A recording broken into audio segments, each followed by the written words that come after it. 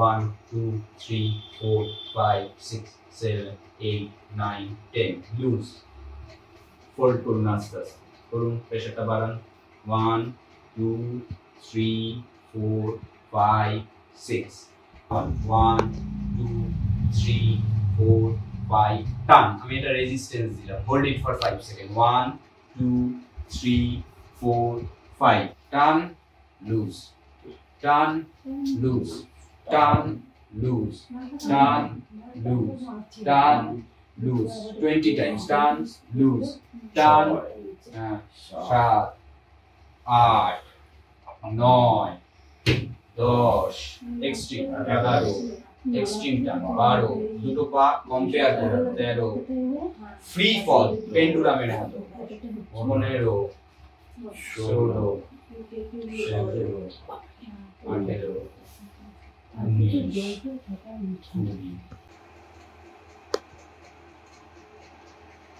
নি পেন হাঁটুর ব্যথার সমস্যা এই প্রবলেমটা যারা ফেস করছেন খুব একটা বেশি ইগনোর করবেন না মোটামুটি আর্লি 40s or 45 এ এই নি অর্থাৎ হাঁটু জনিত যে পেন গুলো এটা একটা খুব কমন লাইফস্টাইল ডিসঅর্ডারের মধ্যে এসে গেছে একদম ইগনোর না করে প্রপার ডায়াগনোসিস অর্থাৎ নি পেনের কারণটা আইডেন্টিফাই করতে হবে একটা প্রপার এক্স-রে নি এক্স-রেতে বোঝা যাবে কোনো ডিজেনারেটিভ চেঞ্জেস এসেছে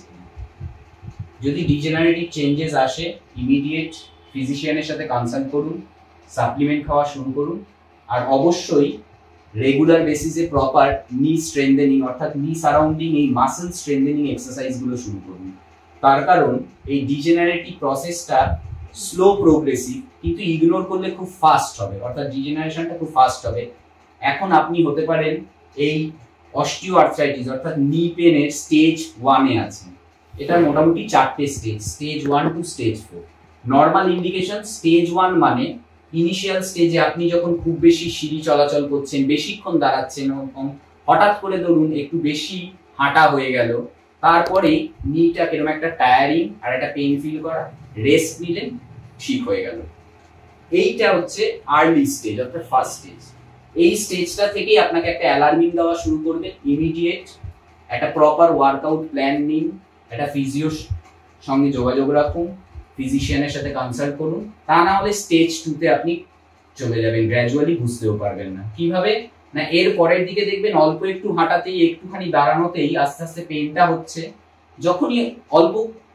সময়ের জন্য দাঁড়াচ্ছেন অল্প সময়ের জন্য একটু সিঁড়ি আপ ডাউন করছেন একতলা দুতলা উঠছেন তাতেই পেইন আবার রেস্ট নিচ্ছেন সাবসাইড করে যাচ্ছেন এটা স্টেজ 2 আর একটু অ্যাগ্রাভেট হলো সেক্ষেত্রে আরো এই কন্ডিশনটা থেকে বেরিয়ে আসতে বেশি টাইম লাগবে এরপরে যদি স্টেজ 3 তে অর্থাৎ যখনই হাঁটা চলা করছেন নিয়ের মধ্যে একটা খচখচ অর্থাৎ হাঁটুর মধ্যে একটা খচখচ ব্যাপার ফিল করছেন আর হাঁটলে একটু বেশি দাঁড়ালেই কোথাও যেন একটা কনস্ট্যান্ট নিতে পেন ফিল করছেন আর দিনের শেষে গিয়ে রাত্রে রেস্ট নিচ্ছেন যখন পেনটা কিছুটা রিলিফ হচ্ছে আবার মর্নিং স্টিফনেস আর পেন থাকছে তো সকালে ঘুম থেকে ওঠার পরেও আবার মোবিলিটিটা একটু রেস্ট্রিক্টেড অর্থাৎ চলতে গিয়ে একটু অসুবিধা হচ্ছে কিছুটা চলার পর ঠিক হচ্ছে সেই স্টেজে চলে যাওয়া মানে অবশ্যই এক্স-রে নিলে বুঝতে পারবে নিয়ে ডিজেনারেশন অর্থাৎ হাড়ের যে ক্ষয়টা একটু বেড়ে গেছে সাথে সাথে কি হয়েছে নিয়ের মধ্যে এটা একটা হিঞ্জ জয়েন্ট উপরের সেগমেন্ট আর লোয়ার সেগমেন্ট পায়ের যে দুটো পার্টের মাঝখানে যে নিটা আছে এটা একটা গ্যাপ মেইনটেইন হয় এই গ্যাপটা কিছুটা রিডিউস হচ্ছে তাই জন্যই খচখচ করে লাগছে ইনফ্যাক্ট এই পেনের কারণে হয়তো দুটো পায়ে সমান ভর দিয়েও দাঁড়াচ্ছেন না প্রলং টাইম কিছুদিনের মধ্যে গিয়ে দেখবেন এই একটা সমস্যার কারণে আপনার ব্যাক পেইন শুরু হলো স্পাইনের অ্যালাইনমেন্টের প্রবলেম হলো কারণ এটা একটা বডির সবথেকে মেজর ওয়েট বিয়ারিং জয়েন্ট একেবারে ইগনোর করবেন না আর 4th স্টেজে পৌঁছালে অপারেট অর্থাৎ নি রিপ্লেসমেন্ট ছাড়া কোনো অপশনই থাকে না তাই